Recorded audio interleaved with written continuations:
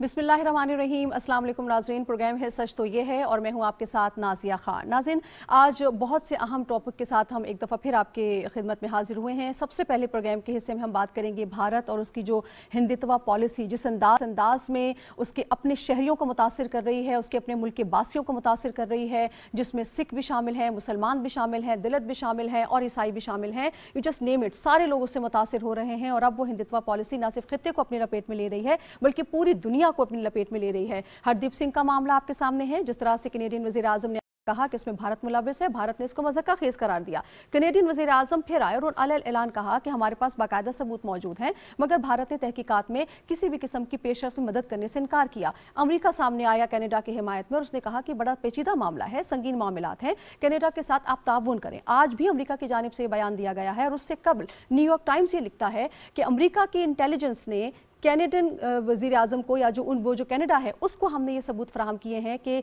हरदीप सिंह के कत्ल में भारत बराह रास्त मुलव्विस है। इसके अलावा हम ये देखते हैं कि ये भी बताया गया कि वॉशिंगटन पोस्ट जो है वो ये लिखता है कि ये बाकायदा प्लानिंग के साथ ये सारा कत्ल हुआ है, 6 लोग इसमें मुलव्विस थे, इसके पीछे भारत ही है। लेकिन जो इसके मामला चल रहे हैं, भारत जिस अंदाज में हिंदुत्व पॉलिसी को आगे लेकर जा रहा है, आखिर ये मामला रुकेगा कहाँ? बजाय इसके कि कैनेडियन वज़ीर आज़म के कंसर्न्स को वो दूर करता, एटमी हमले की धमकी दी जा रही है भारत की जानिब से। ये बहुत बड़ा सवालिया निशान है एक ऐसी स्टेट के ऊपर जो कि अपने आप को सेक्युलर और जमहूरियत पसंद कहते हैं। दूसरी बात जो बड़ी इंपॉर्टेंट है वो ये कि भारत का सिलसिला ये रुका नहीं है। एक और मजलूम खानदान जिसमें एक 70 साल शख्स अपने जवान साला बेटे को लेकर पाकिस्तान आन पहुंचा है, उसने भी जो बयान दिया उसके मुताबिक वो ये कहता है कि जो हिंदू दहशतगर्द हैं वो इस वक्त पूरे भारत में फैले हुए हैं और उनका वहां पर जीना जो है वो मुहाल हो चुका है। वो यहाँ पर आया पाकिस्तान में पनाह लेने के लिए। ये सारे वो मामलात हैं जो पाकिस्तान गाहे बगाहे डोसिए के जरिए और दीगर चीज़ों के जरिए दुनिया के सामने रखता रहा है। लेकिन अब ऐसे मामलात हैं कि आलमी बरादरी की आंखें खुली हैं और अमेरिका के साथ साथ दीगर जो दुनिया है वो भी भारत से सवाल उठाने लगी है। और आज हम भी अपने प्रोग्राम में ये देखेंगे कि भारत आखिर सारे मामले को हल कैसे करेगा। क्या वो कनाडा के कंसर्न्स को दूर करेगा या वो खित्ते को मजीद उन शोलों में भड़काने की कोशिश करेगा जो कि उसके अपने देश में लगी हुई है। प्रोग्राम के पहले हिस्से में हम इस हवाले से बात करेंगे। प्रोग्राम के दूसरे हिस्से में हम बात करेंगे नाज़रीन, निगरान वज़ीर आज़म अनवारुल हक काकर इस वक्त लंदन में मौजूद हैं। अहम साइड मीटिंग्स भी उनकी जारी हैं, मुलाकातें भी हो रही हैं।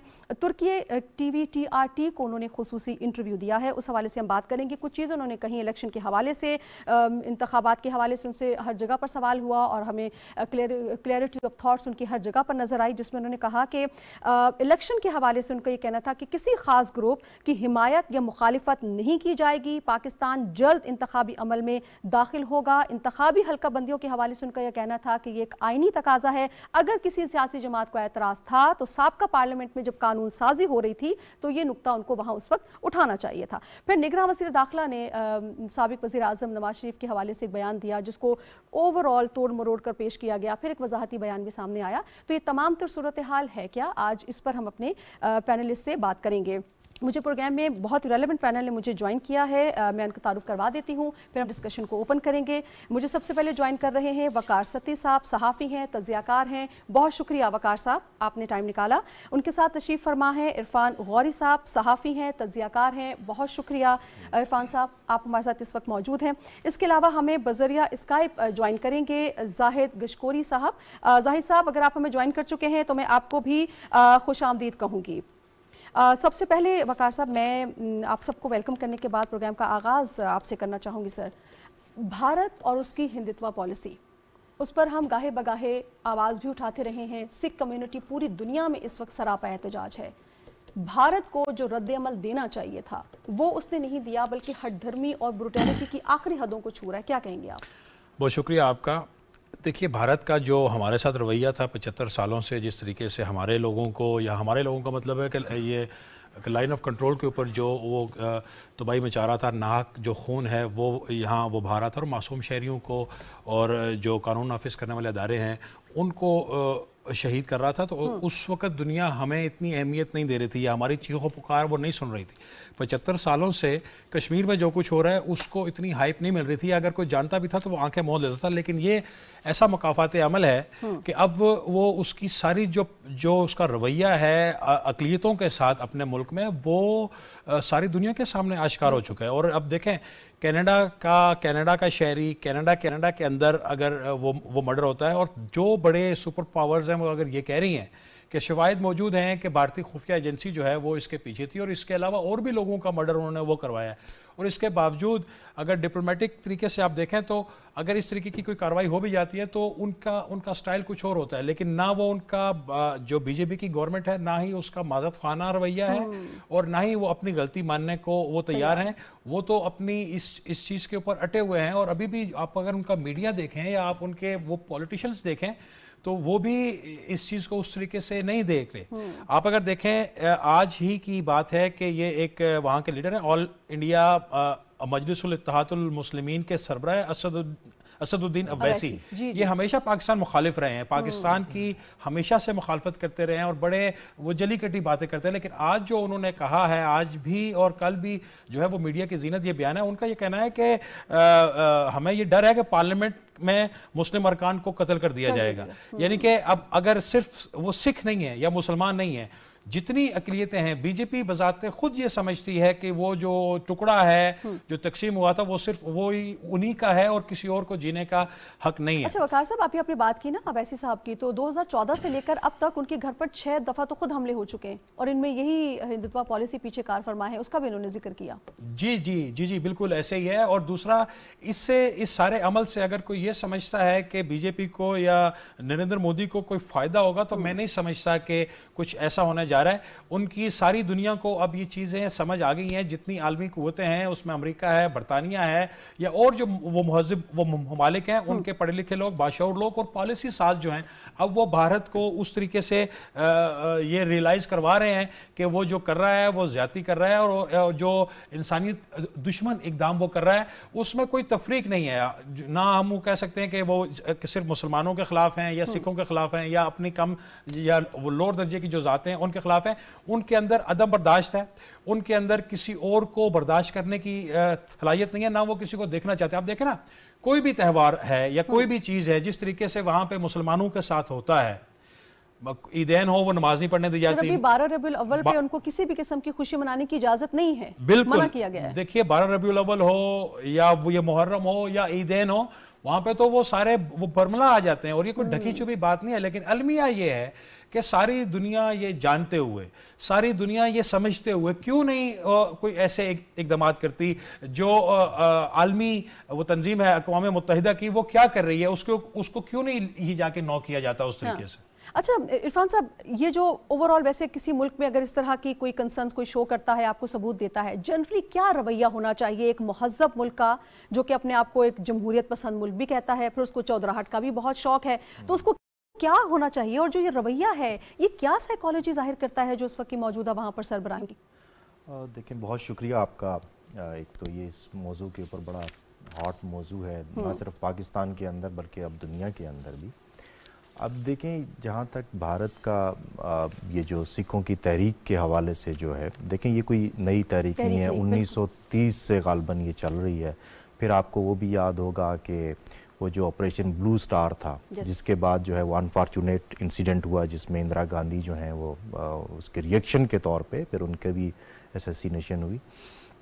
अब ये पहले तो हमारे ऊपर इल्ज़ामात लगते थे कि हम शायद उसमें किसी कोई रोल अदा कर रहे हैं, लेकिन आप ये देखें कि अगर कनाडा, अमेरिका, इस तरह के ममालिक, और ये जो कनाडा और अमेरिका, बरतानिया, ये 4-5 मुल्कों की जो इंटेलिजेंस एजेंसीज हैं, इनका ऑफिशियली आपस में कोऑपरेशन होता है इस तरह, ठीक है।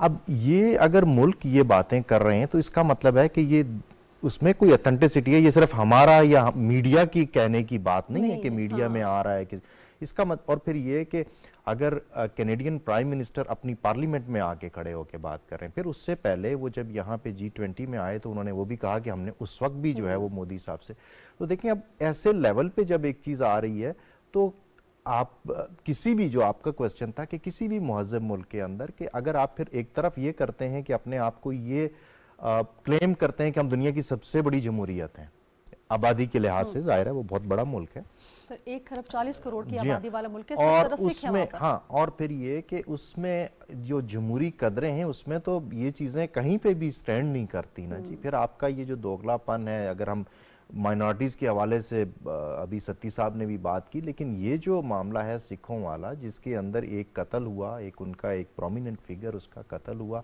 उसके बाद पूरी दुनिया के अंदर, तो आप कम से कम उसको उस चीज़ को ये तो करें कि कोऑपरेशन, तो अगर आप इन्वॉल्व नहीं हैं तो आप एक ये तो करें कि we are open to investigation, जैसे होना चाहिए। अगर हमारे ऊपर कोई इल्ज़ाम लगता रहा तो हम लोग यही करते रहे कि हम ये कहते रहे कि हम ओपन हैं, बिल्कुल, ठीक है, ताउन करें ना, ताउन करें।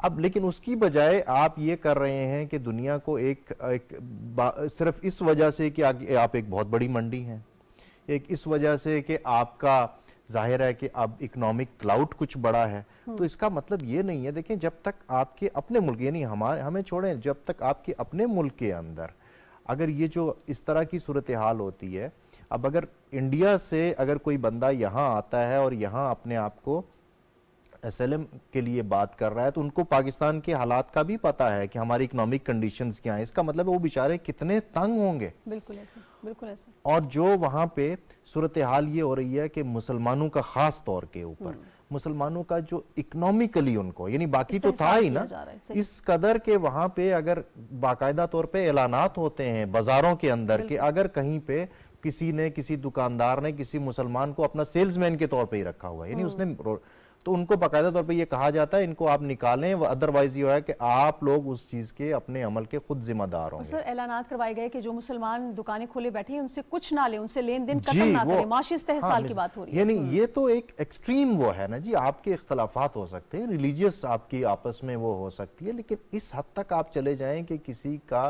कि रोजी रोटी जो है वो करना, तो इसके बाद आप ये देखें ना, मुसलमान कोई छोटी अकलियत नहीं है वहाँ पे। बिल्कुल। इसी तरीके से सिख जो हैं वो भी एक सिग्निफिकेंट दुनिया के अंदर एक, यानी उनका एक वो है। फिर इसी तरीके से दलित्स जो हैं, यानी वो उनकी जो वहाँ पे सूरत हाल है, तो ये वो चीज़ें हैं कि जिसकी वजह से जो एक तरफ वो शाइनिंग इंडिया, एक तरफ ये सारी चीज़ें अपनी जगह पे, लेकिन ये जो दूसरा चेहरा है जिसको वो आप छुपा के रखते थे, अब वो ज़्यादा वाज़े हो रहा है। और फिर ये है कि अभी ये जो मजीद आप देखेंगे कि अगले दिनों में, क्योंकि बीजेपी का जो एक तरीक़ाकार है, या तो anti Pakistan, anti Muslim, anti minorities जो स्टैंस है, उसके तहत वो आगे उनको सपोर्ट भी मिलती है और उनका जो वोट बैंक है वो उसी से ही ज्यादा वो होता है, तो शायद वो फैक्टर्स भी अपनी जगह पे, लेकिन इसका एज अ होल जो है वो इम्पैक्ट जो है वो कोई अच्छा नहीं है। बिल्कुल ठीक। जाहिद गशकोरी साहब, सर आपको खुशामदीद कहेंगे सर प्रोग्राम में। सर, सारी डिस्कशन आप सुन रहे हैं, भारत और उसकी हिंदुत्व पॉलिसी के जो असरात हैं वो अब उसके घर से निकलकर खित्ते को अपनी लपेट में ले रहे हैं। आज एक फैमिली जो है वो पाकिस्तान आन बैठी है और वो समझती है कि वो भारत में बिल्कुल भी महफूज नहीं है, वहां पर हिंदू शिद्दत पसंदी और इंतहा पसंदी अपने उरूज पर है। सर, आपको नहीं लगता कि ये जो जमहूरियत की दावेदार मुल्क है एक बहुत बड़ा सवालिया निशान है? साथ ही साथ आप ये देख लीजिए कि जो हरदीप सिंह के साथ हुआ, बजाय इसके कि ताउन किया जाए, उसको एटमी हमले की धमकी दी जा रही है। सर, आलमी बिरादरी की आंखें खुली हैं या नहीं? देख, बहुत है तो आपको और इरफान साहब हैं, वकार साहब बैठे हुए हैं, मेरा सलाम।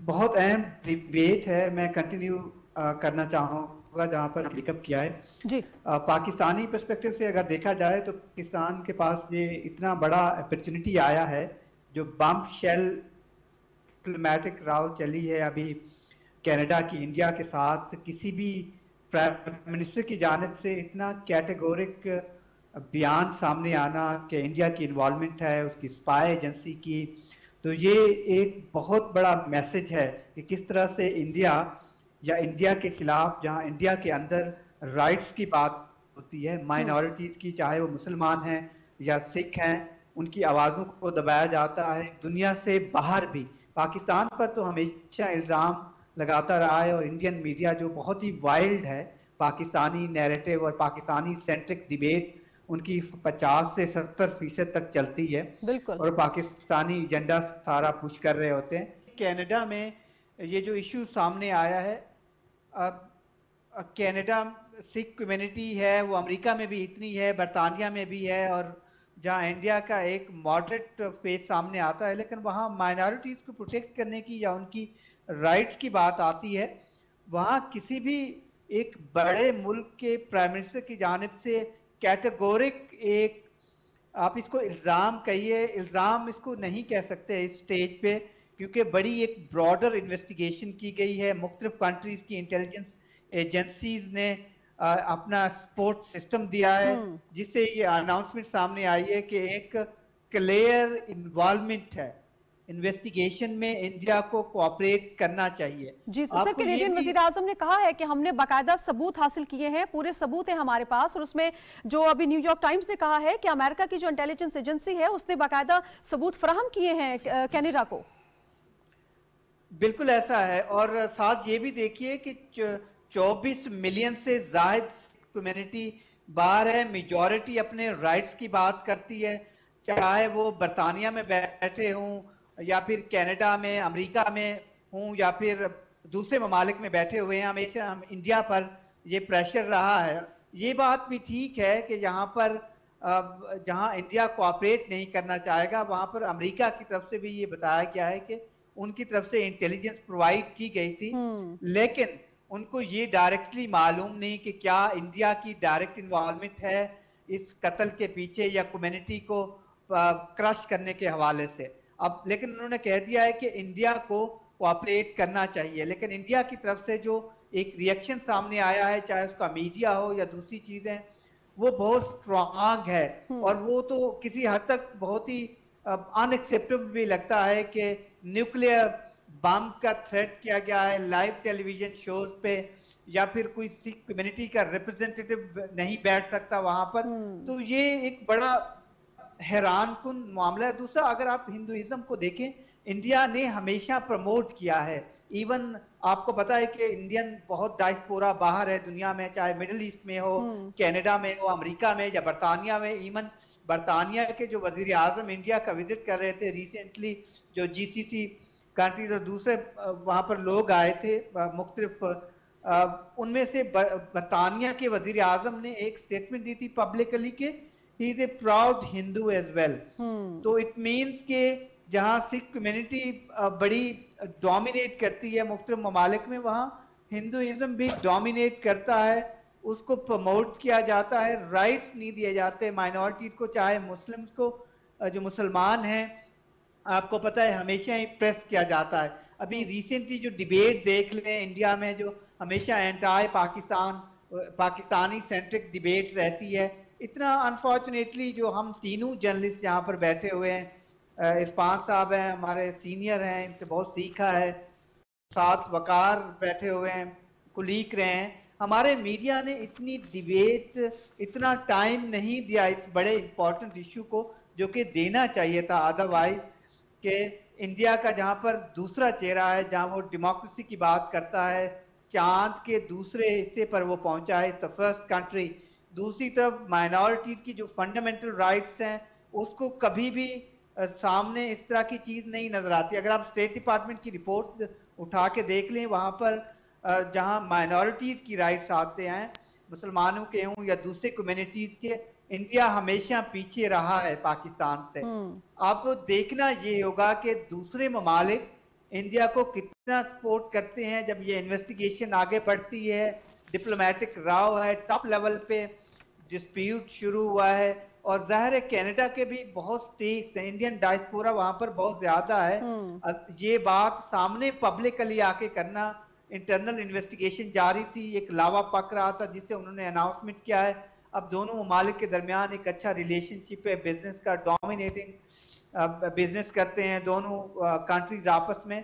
तो अब देखना होगा कि कितनी सपोर्ट इंडिया को मिलती है इस इश्यू पे, कनाडा कहाँ खड़ा होता है, अमेरिका का इंपॉर्टेंट रोल है, अहम पार्टनर है अमेरिका इंडिया के साथ। अब देखना होगा कि एक नेबरिंग कंट्रीज के तौर पर कनाडा और जो अमेरिका के रिलेशनशिप हैं, इसको वो कैसे, क्या मीडिएटिव रोल प्ले करना चाहेगा अमेरिका। तो ये एक डिस्कशन और जो डिबेट है जिससे पाकिस्तान इसको एक्सप्लॉइट कर सकता था या करना चाहिए पाकिस्तानी पर्सपेक्टिव से, अगर आपने देखा हो उस तरीके से एक लाउड एंड क्लियर कम्युनिटी को मैसेज इतना नहीं किया है। या फिर आप जो जस्टिस डिपार्टमेंट है अमेरिका का, वहां पर जो सिखों की तंजीमें हैं जो फंड रेजिंग करती हैं, अपने राइट्स की बात करती हैं, कोई भी इंटरनेशनल ऑर्गेनाइजेशन वहां पर फंड रेज कर सकती है अपनी रजिस्टर करवा के तंजीमें, उनको कितनी सपोर्ट हासिल होती है। ठीक है, ठीक है। अच्छा जी जी जी, कुछ ऐड करना चाह रही सर, फिर मैं वकार साहब की तरफ जाऊं, उनसे सवाल करूं। जी, इसलिए तो मैं यही इस नैरेटिव को देख रहा हूं कि बरतानिया में जो डोमिनेट कर रही है सिख कम्युनिटी, वहां रेफरेंडम होता है, उसका इंटरनेशनल कम्युनिटी कितना प्रेशर बिल्टअप करता है। क्या यूनाइटेड नेशन लेवल पे जो कुछ कंट्रीज हैं जो हमेशा ह्यूमन राइट्स की या फंडामेंटल राइट्स की बात करते हैं माइनॉरिटीज के लिए, अकलियतों के लिए, कुछ ममालिक क्या ये टेकअप करते हैं? आपने इस डिबेट को देखा होगा जो यूएन असेंबली का हुआ है। हाँ। वहां पर इतनी, सिवाय पाकिस्तान के, दूसरी कंट्रीज की तरफ से इतनी डिस्कशन और डिबेट इस इश्यू पे नजर नहीं आई। बिल्कुल ठीक, बड़ा अहम नुक्ता उठाया वकार साहब। मैं चाहूंगी इसी पे आपका भी पॉइंट ऑफ व्यू ले लूं। जो तंजीमें बात करती हैं ह्यूमन राइट्स की, क्या आपको लगता है कि वो भारत को मजबूर कर पाएंगी कि वो इसके लिए खुद को जवाबदेह समझे? और दूसरा साथ की भी सवाल लीजिएगा कि कनाडा की जो रवायती मगरबी इत्तेहादी है वो हमें उनका रवैया खासा मोहतात नजर आ रहा है। गो कि आज भी अमेरिका की तरफ से ये कहा गया कि कोई खास छूट भारत को हासिल नहीं है, भारत को चाहिए कि वो उसके साथ कनाडा के साथ ताउन करे। आपको लगता है प्रेशर बिल्डअप होगा जब दूसरी तरफ सिख भी सरापा एहतजाज है हर जानिब? देखिए, जिससे इस सारे इंसिडेंट को अनाउंस किया गया है ना कि कनाडा के वज़ीर-ए-आज़म ने पार्लियामान के अंदर जाके अगर बड़े उससे किया, उससे ये चीज़ें सामने आ रही हैं कि ये कोई ऐसी ढकी छुपी बात नहीं। जैसे जायद गिश्कोरी ने कहा कि बाकायदा इसकी इन्वेस्टिगेशन हुई होगी और जो 4-5 ममालिक हैं जो वो उनके जो मुश्तरका काम करते हैं, फाइव आइज़ के वो ज़ेर असर, ये मुमकिन नहीं है कि उन सब से मशावरत के बग़ैर उन्होंने ये काम किया। और देखें, जैसे उन्होंने अनाउंस किया, इंडिया का एक जो रिएक्शन जो होता है वो है, उसके बाद अमेरिका और बरतानिया का और दीगर ममालिक का कनाडा के हक़ में बोलना ये वाज़े करता है कि ये चीज़ें पहले इन्वेस्टिगेट हुई हैं, साबित हुई हैं, और उसके बाद अब यह है कि वो रिस्पॉन्सिबिलिटी कैसे वो फिक्स होगी। डेफिनेटली जो इंसानी हकूक़ की आलमी वो तंजीम है, सबसे पहले तो अक़वाम मुत्तहिदा जो है उसको ये किरदार अदा करना चाहिए। लेकिन मैं ये क्रेडिट मैं देना चाहूँगा जो कम्युनिटी है, जो सिख बरादरी है, कि वो जिस तरीके से सीसा पलाई हुई दीवार बनी है, सिर्फ वो कनाडा में नहीं, पूरी दुनिया में जहाँ जहाँ वो मौजूद हैं, उन्होंने इसके खिलाफ आवाज़ उठाई है। और बदकिस्मती ये है कि जितना उन्हें ये हाइप मिलनी चाहिए थी वो नहीं मिली। हम अगर अपने मुल्क में आप देख लें, हमारे यहाँ मीडिया ने इस सारे मामले पे के ऊपर क्या किया, या हमारी सियासी जमातों का मौक़िफ़ इसके ऊपर क्या है। आज पहली दफ़ा एक वो भी सिख सेनेटर है गुरदीप सिंह, जिन्होंने सेनेट ऑफ पाकिस्तान में एक वो तहरीक इल्तवा जमा कराई है और इस इंसिडेंट के हवाले से कहा है कि इसको ज़ेर बहस लाया जाए और मुतालबा किया जाए अक़वाम मुत्तहिदा से कि वो इसको वो प्रोब करे और जिम्मेदारान जो हैं उनको कैफर किरदार तक वो पहुँचाए। अब ये ज़ाहिर है ये एक वो कम्युनिटी है, अगर इसमें और भी आवाज़ें मिलेंगी, इसमें सारी दुनिया के, इवन के मुसलमानों के खिलाफ जो जुल्म सितम वहाँ पे हो रहा है 75 सालों से, क्या मुस्लिम ममालिक का या ओआईसी का काम नहीं है कि उस तरीके से आवाज़ उठाए और इस तरीके से देखें? इंडिया अब छुप नहीं सकता। आज के दौर में वो जो जुल्म कर रहा है, जो इंसानियत सोज इकदामात वहाँ पर हो रहे हैं, वो सारी दुनिया देख रही है। इंडिया अगर ये समझता है कि वो, जैसे उन्होंने कहा कि बहुत बड़ी आलमी मंडी है, तो उसको वो जोम में वो ना रहे। वो अगर सुपर पावर बनना चाहता है या वो चाहता है कि मैं रूल करूं इस खित्ते में खासतौर पे, तो ये उसका ख्वाब वो शर्मिंदा ताबीर नहीं हो सकता। अच्छा इरफान साहब, ये बड़ा इंपॉर्टेंट पॉइंट है, मैं चाहती हूँ कि ये इस पर आप ज़रूर बात कीजिए। और अभी जाहिद साहब ने भी बात की, एक ऐसा मुल्क जिसके पास न्यूक्लियर हथियार हैं और वो बजाय इसके कि अपने आप को जिम्मेदार समझे कि जो इल्ज़ामात उस पर आए हैं खुद को क्लियर करे, वो ये कहता है कि वो एटमी हमला कर देगा। आलमी बरादरी की आंखें क्या इस बात से नहीं खुलती कि एक मुल्क जिसके पास एटमी हथियार हैं वो इतनी गैर जिम्मेदाराना बात कर रहा है? और फिर अक़वाम मुत्तहिदा का इस पर कोई बयान सामने नहीं आया, उनको भी कोई नोटिस लेना चाहिए था कि ये क्या बात की जा रही है, बजाय इसके कि आप ताउन करें, आप इस तरह की बात कर रहे हैं जो कि एक बहुत मज़ाक़ा खेज़ और इंतहाई डेंजरस बात भी है एज़ वेल। बिल्कुल ऐसा ही है जी कि इस तरह की धमकी किसी भी तरफ से आए, किसी भी मुल्क की तरफ से आए, यानी ये एक्सेप्टेबल नहीं होना चाहिए किसी भी दुनिया। देखें, कोई एटम बम जो है वो कोई ऐसा खिलौना तो है नहीं। हमने उसका उस ज़माने में जब ये हिरोशिमा और नागासाकी के ऊपर हुआ, उस ज़माने का एटम बम और आज के एटम बम में बहुत ज़्यादा फ़र्क है। और वो ये कि एक तरफ हम उससे दुनिया को ये बात कर रहे हैं कि यहाँ पे एटॉमिक हथियार और उनसे हट के और हमें बात करनी चाहिए, तो ये तो बिल्कुल एक ब्लेटेंट किस्म की ऐसी चीज़ है कि जिसको कहीं पे भी किसी तरीके से भी, यानी आपके मुल्कों के साथ इख्तलाफात हो सकते हैं। अब आप ये देखिए कि ये जो यूक्रेन वाली जंग है, इससे पहले जो कोल्ड वार थी, क्या अमेरिका के पास नहीं थे हथियार या रशिया के पास नहीं थे? एक डेटरेंस के तौर पे होना एक और चीज़ है, लेकिन अगर इस तरीके से आप दुनिया को वो करना शुरू कर दें, थ्रेटन करना शुरू करेंगे, तो ये तो बिल्कुल अनएक्सेप्टेबल है। और फिर उन इश्यूज़ के ऊपर जो ह्यूमन राइट्स के इश्यूज़ हैं, यानी ये तो वो है ना कि ह्यूमन राइट का बेसिक, अगर किसी की जान माल और ये वाली जो चीज़ होती है चाहे किसी की, ये तो एक बेसिक ह्यूमन राइट में आता है, इंटरनेशनली रिकॉग्नाइज्ड है। अगर आप किसी ऐसी चीज़ के अंदर मुलविस हैं और उसका आप रिएक्शन इस तरीके से चीज़ों को लेके कर रहे हैं, तो ये तो एक, मैं तो समझता हूं कि ये एक इसको डाइवर्ट करके, उस इशू से डाइवर्ट करके, तो ये एक और टैक्टिक भी के तौर पे भी ये कर रहे होंगे इंडियन साइड पे वो कर रहे होंगे। लेकिन उससे बड़ी बात ये है कि जो इंटरनेशनल कम्युनिटी, देखें हम पहले जब बात करते थे कश्मीर की बात करते थे मेनली, अब मैं ये समझता हूं कि अब हमें भी अपने केस को अगर बात करते, कश्मीर के अंदर भी जो ह्यूमन राइट्स की वायलेशंस हैं, जो कॉन्स्टिट्यूशनल राइट्स जो थे कश्मीरीज के, उनको जिस तरीके से जो इंडिया के अपने कॉन्स्टिट्यूशन के अंदर जो राइट दिया गया था उसको यूनिलैटरली आपने उसको विड्रॉ कर लिया। इसी तरीके से जो सिख कम्युनिटी, जब आप अपने केस को इस तौर पे करेंगे, एक तो ये कि इंसानियत के नाते भी, और दूसरा ये कि मेरा ख्याल है कि उस सूरत के अंदर हम चाहे अपने मीडिया के थ्रू करें, चाहे हम अपने डिप्लोमेटिक्स जो चैनल्स हैं उनके थ्रू करें, वो आपकी आवाज़ ज़्यादा इफेक्टिव होगी। क्योंकि जो वो वर्ल्ड जो मैटर करती है, वो लोग जो मैटर करते हैं, वहाँ पे इन चीज़ों को बड़ा सीरियस समझा जाता है।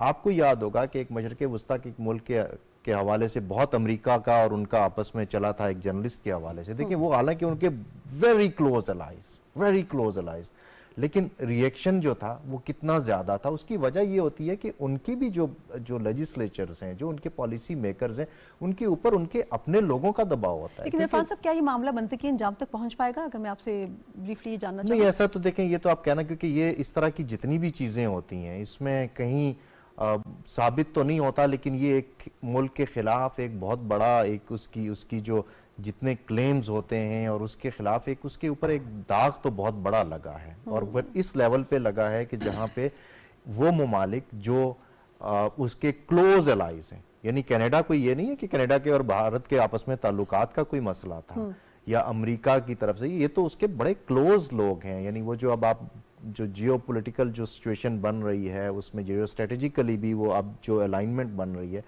उसके अंदर भी जितना इंडिया उनके ज़्यादा क्लोज है, उस सूरत में भी आप अगर उसको देखें तो, और ये बहुत बड़ा डेंट है। और मेरा ख्याल है कि अगर इस तरह के इकदाम चलते रहे तो विद इन दोज कंट्रीज ज़रूर आवाज़ें जो हैं वो उठेंगी। बिल्कुल ठीक है, उठनी चाहिए भी। उठनी भी चाहिए। अच्छा ठीक है नाज़रीन, अभी हम यहाँ पर वक्त हुआ है एक ब्रेक का। ब्रेक आते हैं तो कुछ बात करते हैं मुल्क की सियासी सूरत हाल की। आप हमारे साथ रहिएगा।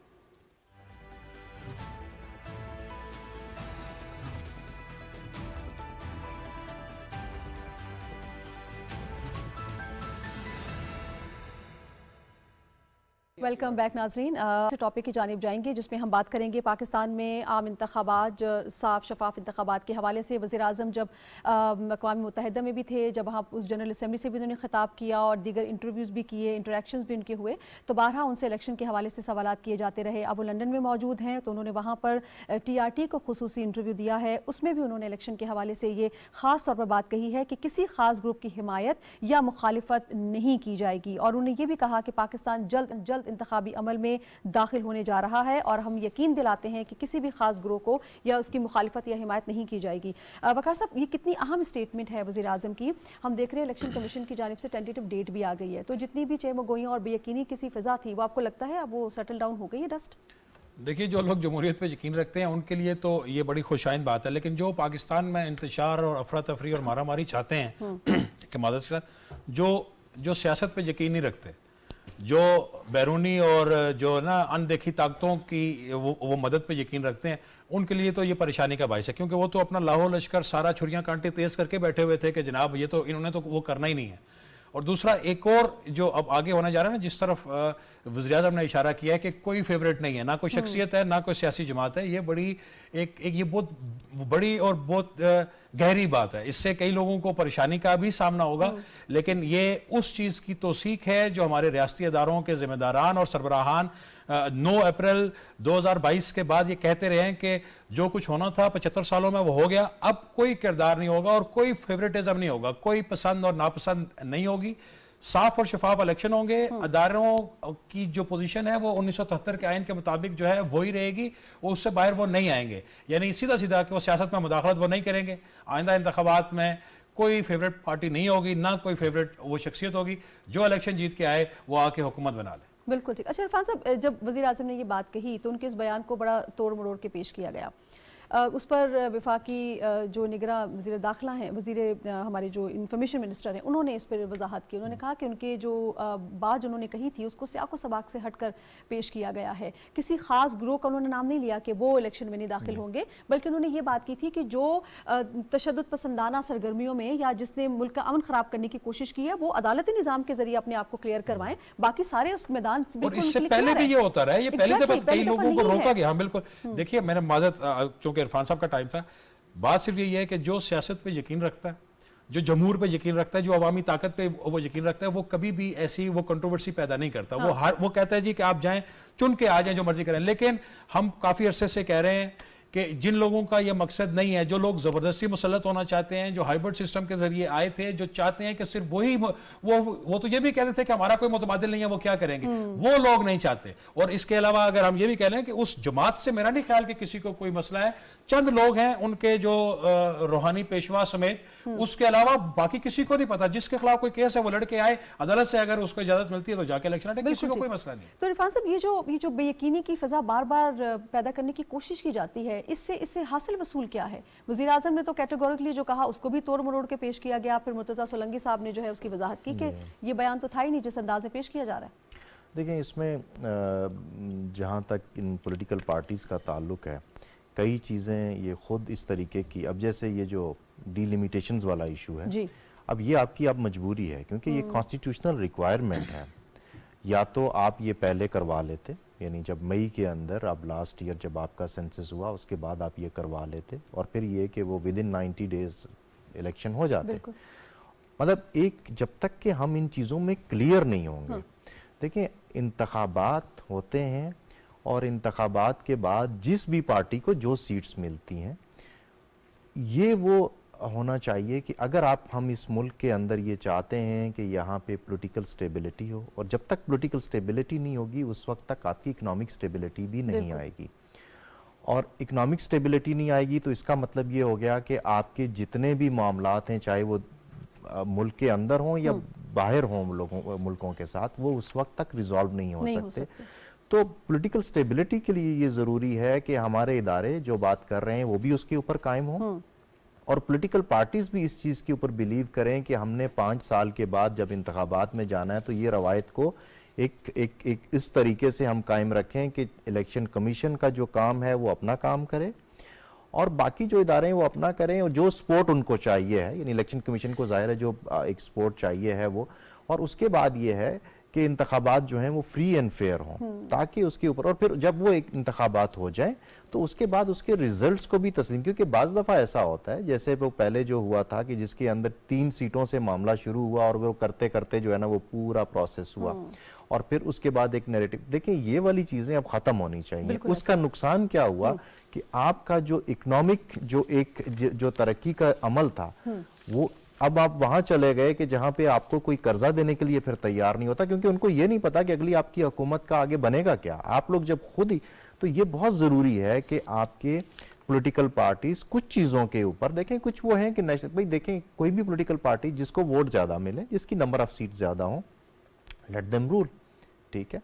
और इसी तरीके से जिन भी पॉलिटिकल पार्टीज का अगर किसी की कोई ग्रीवेंसेस हैं तो वो इदारे जो उन ग्रीवेंसेस को एड्रेस करने वाले हैं वो एक इंडिपेंडेंटली काम करें, यानी इलेक्शन कमीशन है, इलेक्शन ट्रिब्यूनल्स हैं, ये चीजें। अब होता क्या है कि जब वो इलेक्शन ट्रिब्यूनल्स के अंदर केसेस जाते हैं वो भी 5-5 साल लटके रहते हैं। तो ये वो चीजें हैं कि जिनको अब मेरा ख्याल है कि अब हमारे पास शायद इतना टाइम नहीं होगा कि हम इन चीजों को इस तरीके से लें जो पुरानी रवायत रही है। तो वो कुछ हमारी हिस्ट्री ऐसी है कि जिसकी वजह से मुख्तलिफ किस्म के शकूक व शुबात जो हैं वो आते हैं। लेकिन पिछले, अगर आप ये देखें कि पिछले अब यानी 2008 के बाद हर 5 साल बाद आपके इलेक्शन हो रहे हैं, उस प्रोसेस को आगे फिर जो है वो आप इसको कंटिन्यू करना चाहिए। बिल्कुल ठीक। अच्छा जाहिद साहब, ये शकूक शुबहात वाली बात की इरफान साहब ने, हम देख रहे हैं कि मुसलसल अनवारुल हक काकर साहब जो है मुख्तलिफ इंटरव्यूज में ये क्लियर कर रहे हैं कि हमारा काम जो है वो इलेक्शन कमीशन की मुआवनत करना है ताकि फ्री एंड फेयर इलेक्शन का इनेकाद हो सके। इलेक्शन कमीशन का काम है इंतखाबात का इनेकाद कराना। बारहा वो ये स्टेटमेंट दे चुके हैं। सर, इलेक्शन कमीशन ने अब टेंटेटिव डेट भी दे दी, फिर भी जो सियासी जमातें हैं उनमें एक बेयकीनी और हलचल की सी सूरत हाल है। अब मुझे जरा ये बता दीजिए कि इलेक्शन कमीशन ऐसा क्या करे कि सियासी जमातों को यकीन आ जाए कि इलेक्शन जो है वो जनवरी में हो जाएंगे और वो अपने मंशूर पे काम करें और ये शकूक व शुबहात जो है जो बार बार जन्म लेते हैं ये दम तोड़ दें।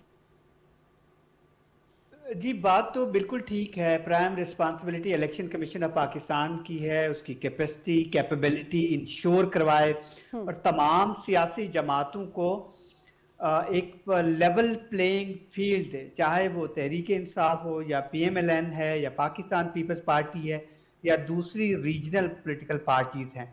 अब देखना ये होगा कि मौजूदा जो सूरत हाल पैदा हुई है, बिलखसूस सुप्रीम कोर्ट के फैसले के बाद कि दोबारा केसेस रीओपन हो गए, 489 ऐसे साबिक मेंबरान पार्लियामेंट हैं जिनके खिलाफ इंक्वायरी, इन्वेस्टिगेशंस और रेफरेंसेस दोबारा खुल चुके हैं और बड़े बड़े सियासतदान, अब जिसका भी आप नाम लें, जिसमें 4 से जायद साबिक वज़रा आज़म हैं, 12 से जायद साबिक वज़रा आला हैं, 56 से जायद साबिक मिनिस्टर्स हैं सूबों के या वफाक के, वो इन्वेस्टिगेशन फेस कर रहे होंगे। अब देखना है कि उनकी केसेस का क्या बनेगा, उनको लेवल प्लेइंग फील्ड मिलेगा, जबकि दूसरी जो कुछ जमातों के वर्कर्स हैं हज़ारों की तादाद में, वो भी जेल में हैं।